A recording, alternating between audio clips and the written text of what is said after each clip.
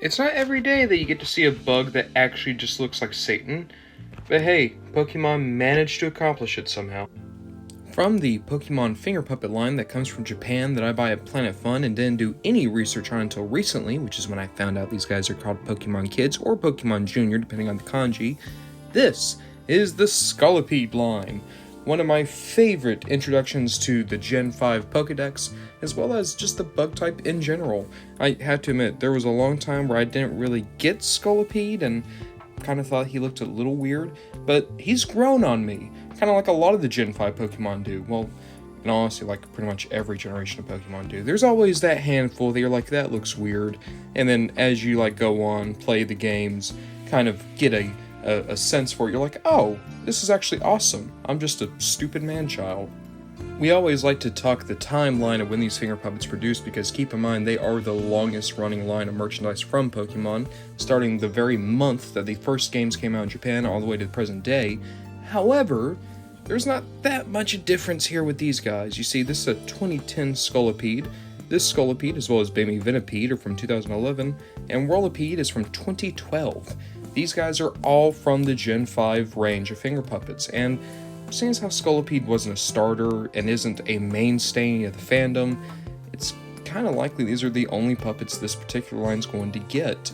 Now, there have been obscure weirdos to get more than one series of puppets. I think I've recently found out about a second Pelipper puppet, but I can't be sure, like I said.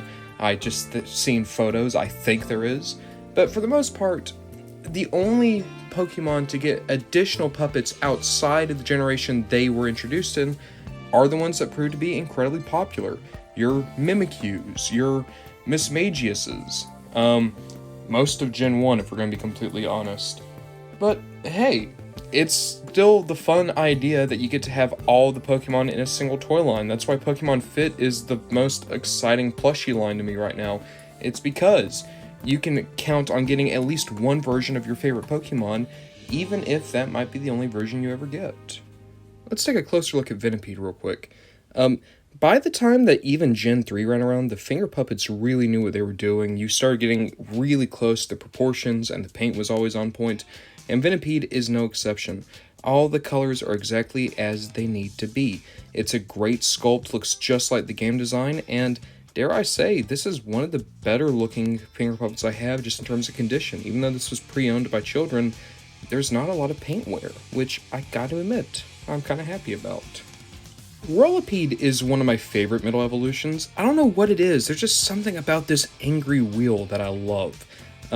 It could just be the evil eyes, as well as the very light purple. It's a good look. Just like Venipede, sharp paint, sharp details, great sculpting. It's a really good puppet. It does look a bit off straight on, or straight from behind, but that's just a reality of this design in 3D. Also, fits really well on my thumb, which is always a fun little addition to the puppets when I actually could wear them. Scolipede up next is keeping the family tradition of being incredibly solid. The proportions are a bit weird because he does look up really small and lanky compared to his two pre-evolutions, but that's just the reality of the finger puppets. The sculpted detail is great, it looks just like the sprite work, and what can I say, there's something about red and pink that actually really work, especially with black as a contrasting color. But of course, Scolipede got more than one finger puppet in Gen 5, and check this out. So, I don't really know what this pose is supposed to be. Looking at it, it looks to me like he's curling up as if he's doing like rollout, or maybe even mega horn, and you got the sand kind of splashing up to show that, but I guess it could also be like you just knocked him down and he's like trying to get back up. It's an interesting puppet. I don't really know what they were going for, but I do enjoy it. I don't know if I'd be happy if this was the only Venipede I had, but having the proper trio plus this extra does help spice up this particular line as a sub-collection. To me, this line shows all the strengths of the finger puppet line. You get weirdo Pokemon that probably will never get any other toys aside from Pokemon Fit, and they just work. They look great, they don't take up that much space, they're very cheap.